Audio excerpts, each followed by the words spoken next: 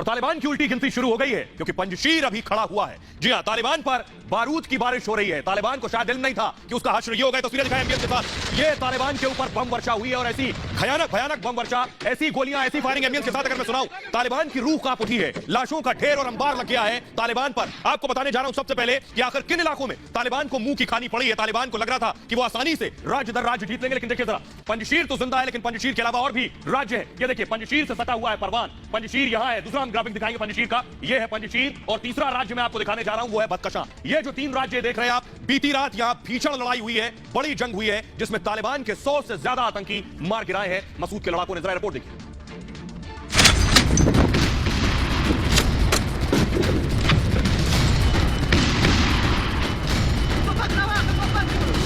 तालिबान पर बारूद की बारिश।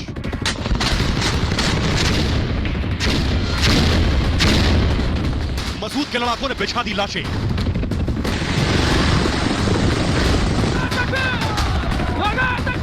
BM-40 रॉकेट लॉन्चर बना तालिबान का कार।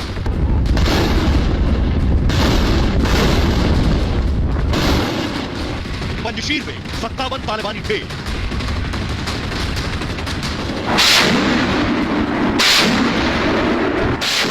रात के अंधेरे में आग उगल रहा यह है BM-40 रॉकेट लॉन्चर।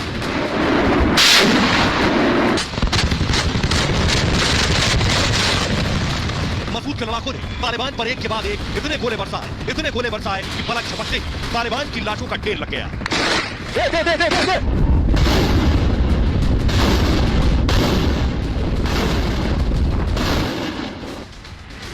यह है पंजशीर के उत्तरी हिस्से में मौजूद ख्वाक पास। इसे पंजशीर का दरवाजा भी कहते हैं। तालिबानी आतंकी देर शाम से ही इस उत्तरी अफगानिस्तान के ख्वाक पास में इकट्ठा होने शुरू हो गए थे। मसूद के लड़ाके वहां पहले से पहरा दे रहे थे और देर शाम ही ये ऐलान कर चुके थे कि तालिबानियों ने घुसने की कोशिश की तो बड़ी जंग होगी। लेकिन रात होते होते तालिबानियों ने हमला कर दिया तो जवाब में रेजिस्टेंस फोर्सेस ने गोलियां बरसानी शुरू कर दी। कई घंटों तक दोनों तरफ से फायरिंग होती रही, लेकिन बाद में BM-40 ने जब गोले बरसाने शुरू किए तो तालिबान का हालत सूख गया। पंजशीर में कई घंटों तक जंग चली। मसूद के लड़ाकों ने 57 तालिबानी ढेर कर दिए। तालिबान लाशें छोड़कर भाग खड़ा हुआ। अब तक तालिबान ने पंजशीर को घेरने की कोशिश तो की है, लेकिन अंदर नहीं घुस पाया। पंजशीर से ही लगा अलग राज्य है बदकशां, जहां तालिबान ने कब्जा कर लिया था। पंजशीर के लड़ाके बदकशां के अंदर घुस गए। यहां तालिबान और मसूद के जाबाजों के बीच भीषण लड़ाई हुई। दोनों तरफ से भयंकर गोलीबारी हुई, जिसमें तालिबानियों को पीछे ढकेलने में तो कामयाबी मिली, लेकिन मसूद के भी कई जवान मारे गए।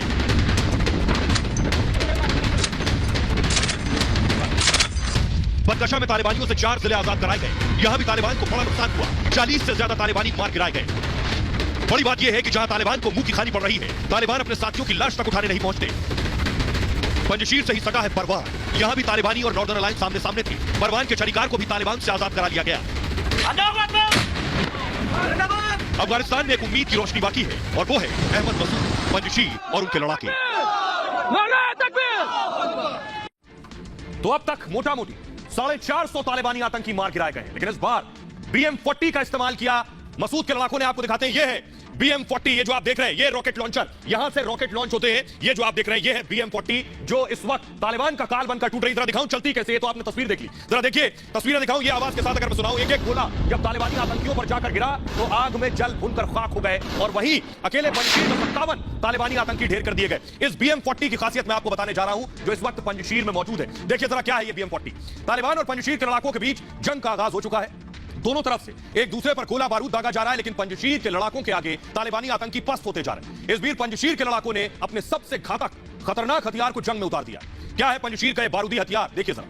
इसकी खासियत है BM-40 की कि एक मल्टी बैरल रॉकेट लॉन्चर है। ऊपर आपको जो नजर आ रहे हैं, बहुत से बैरल नजर आ रहे हैं। ये मल्टी बैरल एक साथ रॉकेट लॉन्च कर सकते हैं। इसमें 40 बैरल होते हैं, एक दो नहीं, 40 बैरल, और जिनसे 40 राउंड फायर किए जा सकते हैं। 40 राउंड फायर एक बार, और 40 राउंड फायर करने के लिए ये 20 सेकंड लेता है। यानी सिर्फ 20 सेकंड में 40 राउंड, यानी 20 सेकंड में अगर मैं कैलकुलेट करूं तो 240 राउंड फायर करने में सक्षम है। और इसकी खासियत है कि इस वजह से इसे गॉड ऑफ बैटलफील्ड कहते हैं, यानी युद्ध के मैदान का भगवान, युद्ध के मैदान का खुदा कहते हैं इस BM-40 को, जिसने तालिबान को नाके चने चबवा दिया। ख्वाब में भी, अब सपने में भी BM-40 से तालिबान डर रहा है, यह हकीकत है। लेकिन इस दरमियान मैं आपको बताऊं कि मसूद के लड़ाके भी मारे गए हैं, अकेले तालिबान ही नहीं पिटा है, मसूद के कई लड़ाकों की जान गई है इस लड़ाई में। यह तस्वीर मैं आपको दिखा रहा हूं, ये एक लड़ाका जिसकी मौत हुई है, एक ये नॉर्दर्न अलायंस का लड़ाका, एक ये है जो तालिबान के साथ लड़ाई में जिनकी जान गई है, और एक और है, ये है फरशीद जो कि ख्वाक पास जो मैंने आपको बताया, जो पंजशीर में वहां ये लड़ रहा था और इसकी मौत हो गई है। आइए अब मैं आपको बताने जा रहा हूं, दरअसल सीधे सीधे अहमद मसूद को झुकाने की कोशिश थी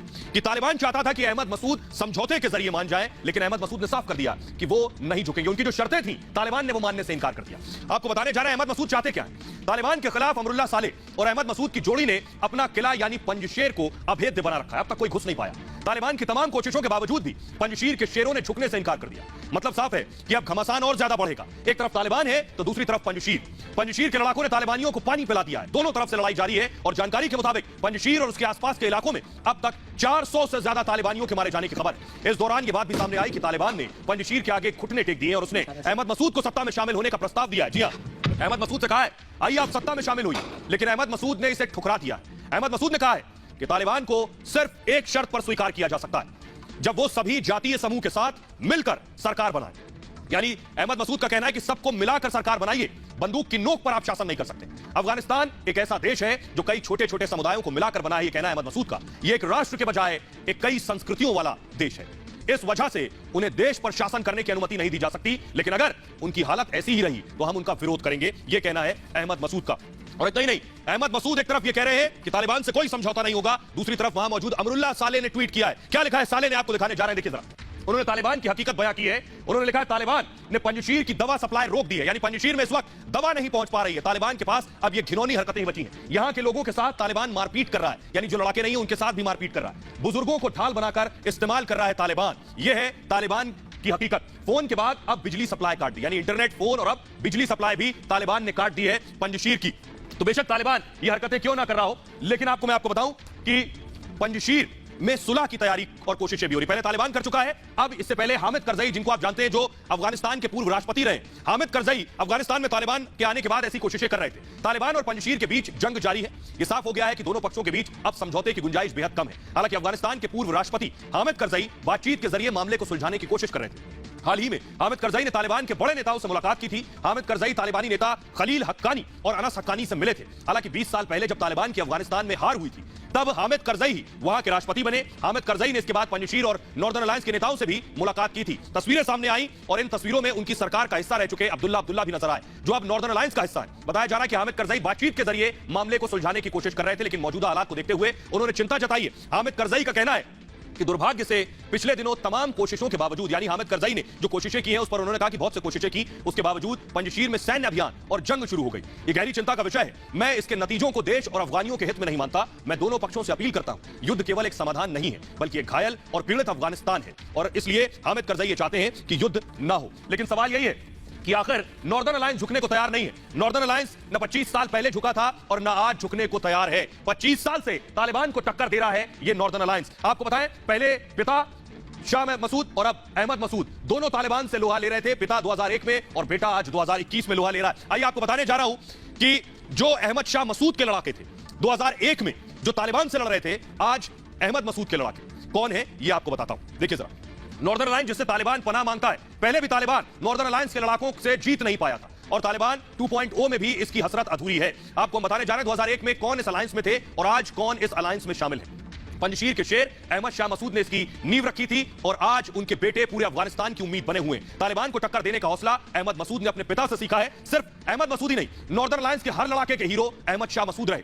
अशरफ गनी सरकार में मैं आपको बताऊं, उपराष्ट्रपति रहे अमरुल्लाह सालेह इस अलायंस के दूसरे बड़े नेता हैं। चेंज करेंगे इस ग्राफिक्स को, जो आज भी पंजशीर से तालिबान को चुनौती दे रहे हैं। ये जो आप देख रहे हैं बीच में, ये है अशरफ गनी के अफगानिस्तान से भाग जाने के बाद उन्होंने खुद को कार्यवाहक राष्ट्रपति घोषित कर दिया और ये पंजशीर के शेर अहमद शाह मसूद के साथ भी काम कर चुके हैं। और आज आपको बताएं, उनके बेटे के साथ भी तालिबान को टक्कर दे रहे हैं। अहमद नूर ताजिक समुदाय से आते हैं और बल्ख प्रांत के गवर्नर रहे। तालिबान के खिलाफ मुजाहिदीन की तरफ से लड़ाके भी रहे। एक बार फिर मोहम्मद नूर तालिबान के खिलाफ जंग लड़ रहे हैं। उसके बाद अगला नाम आता है, देखिए जरा, ये है अब्दुल रशीद दोस्तम उज्बेक। ये पिता के साथ भी थे और पुत्र के साथ भी हैं, यानी 2001 में भी लड़ रहे थे और 2021 में भी लड़ रहे हैं। दोस्तम अफगानिस्तान के उपराष्ट्रपति रह चुके। अब्दुल रशीद दोस्तम को मज़ार शरीफ का बूढ़ा शेर भी कहा जाता है। दोस्तम भी तालिबान 1.0 में विरोध में खड़े थे और आज भी चुनौती दे रहे हैं। अगला नाम देखिए जरा कौन है। एक और नाम है करीम खलीली। करीम खलीली को आप देख रहे हैं, 2001 में पिता अहमद शाह मसूद के साथ थे, 2021 में अहमद मसूद के साथ हैं, जो हजारा समुदाय से आते हैं, गोरिल्ला युद्ध में माहिर हैं, नॉर्दर्न अलायंस के लड़ाकों को हर चुनौती के लिए तैयार है। इस लिस्ट में अगला नाम है बुरहानुद्दीन रब्बानी का। बुरहानुद्दीन रब्बानी के बारे में आपको बताऊं, जो तब अहमद शाह मसूद के साथ थे, अफगानिस्तान के पूर्व प्रधानमंत्री, जिनका तख्ता पलटकर तालिबान ने अफगानिस्तान पर कब्जा किया था। तो आज मोहम्मद यूनुस कानूनी ताजिक है और अफगानिस्तान के उपराष्ट्रपति रह चुके हैं। तालिबान के खिलाफ मोर्चा संभाले हैं और अफगानिस्तान के एक और बड़े नेता अब्दुल्ला के साथ, अहमद शाह मसूद के साथ मिलकर सोवियत रूस के साथ तालिबान के खिलाफ युद्ध लड़ चुके थे। जबकि आपको बताएं, अब्दुल गनी अलीपुर जो आज तालिबान के खिलाफ मुखर हैं, उनका पूर्वी अफगानिस्तान में दबदबा है, यह भी तालिबान की नींद खराब कर चुके हैं। आइए मैं आपको बताने जा रहा हूं कि पिता और पुत्र, ना पिता झुके थे तालिबान के आगे, ना बेटा झुक रहा है तालिबान के आगे। पिता के विचार क्या थे और आज पुत्र के विचार क्या है, देखिए जरा। आपको बताते हैं नॉर्दर्न अलायंस के पास वो हौसला कहां से आता है जिससे वो तालिबान से लेकर महाशक्तियों को भी टक्कर दे पाते हैं। इसको समझने के लिए हमें पंजशीर के हीरो अहमद शाह मसूद और उनके बेटे अहमद मसूद के बयानों को समझना होगा। एक इंटरव्यू में पंजशीर के शेख अहमद शाह मसूद ने कहा था, तालिबान ने उन्हें प्रधानमंत्री पद का ऑफर दिया था, तब तालिबान ने अहमद शाह मसूद को कहा था वो प्रधानमंत्री बन जाएं, लेकिन उन्हें कबूल नहीं था। वैसे ही आज अहमद शाह मसूद के बेटे अहमद मसूद तालिबान को कड़ी टक्कर दे रहे हैं। तब पिता ने कहा था, तालिबान को सीधी सीधी चेतावनी दी थी कि वो तालिबान के सामने सरेंडर नहीं करेंगे। उस इंटरव्यू में अहमद शाह मसूद ने कहा था कि तालिबान पूरी शक्ति अपने पास रखना चाहता है, मतलब राष्ट्रपति पद वो अपने पास रखेंगे, लेकिन ये अहमद शाह मसूद को मंजूर नहीं था। उसी तरह आज उनके बेटे अहमद मसूद ने तालिबान की सरकार में शामिल होने के प्रस्ताव को ठुकरा दिया और लगातार तालिबान आतंकियों को पंजशीर में मौत के घाट उतार रहे हैं। अहमद शाह मसूद का साफ साफ मानना था कि तालिबान और उनकी विचारधारा अलग अलग है। इधर उनके बेटे ने तालिबान से समावेशी सरकार बनाने की अपील की जिसमें सभी वर्गों के प्रतिनिधि हो। अहमद शाह मसूद ने कहा था कि समाज और राज्य को लेकर तालिबान की सोच अलग है और उनके बेटे का मानना है कि तालिबान उतना मजबूत नहीं है जितना कि कई लोग मानते हैं। अहमद शाह मसूद ने तालिबान की शर्त के सामने झुकने से इनकार कर दिया था। वहीं उनके बेटे का कहना है कि तालिबान का विरोध करते रहेंगे, ये उन्होंने अपने पिता से सीखा है। आइए मैं आपको बताने जा रहा हूं कि नॉर्दर्न अलायंस को 2001 में कौन नॉर्दर्न अलायंस के साथ था और आज कौन खड़ा है। उस दौरान नॉर्दर्न अलायंस बहुत मजबूत हुआ करता था, दुनिया के कई मुल्क उसके साथ खड़े थे। बताते हैं आज नॉर्दर्न अलायंस को किन किन देशों का समर्थन मिल रहा है। 2001 में कौन कौन देश इनके साथ थे। आज मसूद के लड़ाकों को उतना समर्थन नहीं मिल पा रहा है जितना इनके पिता को हासिल था। आपको बताएं, आज तजाकिस्तान है जो नॉर्दर्न अलायंस के लड़ाकों के साथ खड़ा है, जबकि कुछ देशों का नैतिक समर्थन हासिल है, लेकिन खुलकर कोई भी देश उनकी मदद नहीं कर रहा है। दूसरी तरफ 2001 में पंजशीर के शेर अहमद मसूद के लड़ाकों को रूस, भारत, ईरान के साथ अपने कई पड़ोसी देशों का समर्थन हासिल था। तजाकिस्तान, उज्बेकिस्तान और तुर्कमेनिस्तान भी नॉर्दर्न अलायंस को समर्थन कर रहे थे और इसी वजह से इन लड़ाकों ने तालिबान के सपने को चूर चूर कर दिया था। आइए मैं आपको बताने जा रहा हूं कि कैसे तालिबान और नॉर्दर्न अलायंस के बीच ये लड़ाई बहुत पुरानी है। क्यों इस लड़ाई के पीछे वजह क्या है ये आपको बताएं। आखिर नॉर्दर्न अलायंस और तालिबान की दुश्मनी की वजह क्या है और क्यों नॉर्दर्न अलायंस के लड़ाके तालिबान की सत्ता कबूल नहीं कर पाते। असल में पंजशीर में ताजिक समुदाय के लोगों की एक बड़ी आबादी रहती है। अफगानिस्तान की आबादी में ताजिक का हिस्सा करीब 25 से 30% है, जबकि पश्तून आबादी करीब 42% और माना यह जाता है कि इसी वजह से दोनों एक दूसरे के जानी दुश्मन बने। वैसे पंजशीर में ताजिक के साथ हजारा समुदाय के साथ ही दूसरे समुदाय के लोग भी रहते हैं, लेकिन यहाँ के लोगों में जो सबसे कॉमन बात है वो ये कि इनमें लड़ने का जज्बा कूट कूट कर भरा है। बाहरी ताकतों के खिलाफ ये हमेशा एकजुट रहते हैं और नॉर्दर्न अलायंस ने 1996 से 2001 के बीच तालिबान को कई इलाकों पर धूल चटाई है। बहरहाल आगे बढ़ते हैं और आपको बताने जा रहा हूं कि आखिर आज तक नॉर्दर्न अलायंस ने तालिबान को स्वीकार क्यों नहीं किया। यह बहुत बड़ी वजह है। आखिर क्या है वजह कि अब तक ना अहमद शाह मसूद ना अहमद मसूद तालिबान को स्वीकार रहे। ग्राफिक्स दिखाऊंगा जरा मैं जल्दी से। देखिए वजह यह है कि अहमद शाह मसूद, उनका कहना था उनका सीधा भरोसा लोकतंत्र पर है, तालिबान शरिया पर भरोसा करता है। दूसरी वजह मैं आपको दिखाता हूं, अहमद मसूद महिला अधिकारों का समर्थन करते हैं और तालिबान महिलाओं के खिलाफ अत्याचार, महिलाओं के हक के खिलाफ है। तीसरी वजह कानून राज पर भरोसा है और तालिबान को अपराध पर यानी गोली पर भरोसा है, बंदूक की नोक पर शासन करने पर। अहमद शाह मसूद शांति सुरक्षा में विश्वास और तालिबान को असुरक्षा और हिंसा का माहौल, ये तालिबान के कहने हैं। सभी को समान अधिकार नॉर्दर्न अलायंस चाहता है, लेकिन तालिबान पश्तूनों को ज्यादा अधिकार और इन्हीं का अख्तियार और हक भी चाहता है सरकार में। बहरहाल आगे बढ़ते हैं और आइए मैं आपको बताने जा रहा हूं मैं कि आखिर कैसे चलेगी अब ये कैबिनेट, क्योंकि बेशक पंजशीर और कुछ जगहों पर कब्जा ना कर पाए, लेकिन ईरान मॉडल पर तालिबानी सरकार बनाने की तैयारी हो रही है। कैसे ईरान मॉडल पर यह सरकार बनाने की तैयारी हो रही है। ईरान में जिस तरह से सरकार चल रही है वैसे ही तालिबान की सरकार भी चलेगी। जरा रिपोर्ट देखिए, फिर आपको बताएंगे कौन किस पद पर होगा। देखिए रिपोर्ट। ईरान की तर्ज पर तालिबान की होगी सरकार। ईरान की खमनेई की तरह अखुंदजादा बन सकते हैं सुप्रीम लीडर। मुल्ला बरादर को मिल सकती है राष्ट्रपति पद की कमान। तालिबान की नई सरकार बनाने की कवायद तेज हो गई है और नई सरकार का मॉडल ईरानी सरकार के आधार पर होगा। ईरान के खमनेई की तरह ही अखुंदजादा अफगानिस्तान के सर्वोच्च नेता बनेंगे, जो अफगानिस्तान के सबसे ताकतवर शख्स माने जाएंगे। ईरान में अब तक मात्र 2 सुप्रीम लीडर बने। सबसे पहले ईरानी गणतंत्र के संस्थापक अयातुल्लाह रूहुल्लाह खुमैनी थे और दूसरे उनके उत्तराधिकारी अयातुल्लाह अली खमनेई बने, जो कि ईरान के मौजूदा सुप्रीम लीडर हैं। खमनेई ने ही शाह मोहम्मद रजा पहलवी के शासन का तख्ता पलट होने के बाद इस पद को ईरान के राजनीतिक ढांचे में सबसे ऊंचे पायदान पर जगह दी थी। ईरान में दूसरा सबसे बड़ा पद राष्ट्रपति का होता है, जिस पर इस समय इब्राहिम रईसी काबिज है। रईसी के पास ईरान में आंतरिक से लेकर विदेशी मामलों तक दखल की ताकत है और इसी तर्ज पर अफगानिस्तान का चेहरा मुल्ला बरादर बन सकते हैं, जो अफगानिस्तान के दूसरे सबसे ताकतवर शख्स होंगे। और आइए अब मैं आपको बताने जा रहा हूं कैसे ईरान में सरकार चलती है, वैसे ही अफगानिस्तान की कैबिनेट हो। देखिए जरा ग्राफिक्स के जरिए, अयातुल्लाह अली खमनेई ये है ईरान के सुप्रीम लीडर। मुल्ला अखुंदजादा अफगानिस्तान में से सुप्रीम लीडर बन सकते हैं। इसी तरह खमनेई को ईरान में सभी राजनीतिक धार्मिक अधिकार हासिल हैं, अफगानिस्तान में अखुंदजादा सभी अधिकार इन्हें मिलेंगे। उसी तरह ईरान में सुप्रीम लीडर सेना, सरकार, न्याय व्यवस्था प्रमुखों की नियुक्ति करते हैं और अफगानिस्तान में अखुंदजादा तमाम व्यवस्थाओं के प्रमुखों की नियुक्ति पर विचार करेंगे। और ईरान में आंतरिक और विदेशी मामलों का आखिरी अधिकार खमनेई को है, अफगानिस्तान में अधिकार अखुंदजादा को मिलेगा। उसी तरह ईरान के राष्ट्रपति इब्राहिम रईसी हैं, अफगानिस्तान के राष्ट्रपति मुल्ला बरादर हो सकते हैं। और ईरान में दूसरे सबसे ताकतवर शख्स राष्ट्रपति होता है, तो अफगानिस्तान में दूसरे सबसे ताकतवर शख्स बनेंगे मुल्ला बरादर। ईरान में राष्ट्रपति का दखल आंतरिक से लेकर विदेशी मामलों में होता है, अफगानिस्तान में बरादर विदेशी मामलों तक में दखल दे सकेंगे। तो इस तरह से होगी ये कैबिनेट। आइए अब आपको दिखाने जा रहा हूं, सरकार तो बन गई, सरकार को सलामी दे रही थी एक परेड, वो आपको दिखाने जा रहा हूं। जरा देखिए, ये है परेड। इसको जरा फुल स्क्रीन दिखाऊं और एम्बियंस के साथ अगर मैं सुनवाऊं।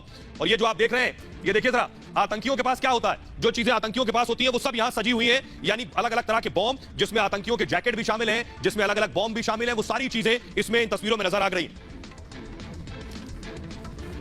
लेकिन सरकार तो बन गई, लेकिन पैसा कहां से आएगा? कंगाल तालिबान आखिर कैसे पैसा जुटाएगा, ये आपको बताते हैं। तालिबान नई सरकार का गठन तो करने जा रहा है, लेकिन तालिबान आपको बताएं पूरी तरह से कंगाल है और वो आगे क्या कर सकता है ये आपको बताते हैं। दरअसल तालिबान ने जब 15 अगस्त को काबुल पर कब्जा किया तो वो तमाम देश जो अफगानिस्तान को आर्थिक मदद देते थे उन्होंने अपना हाथ खींच लिया।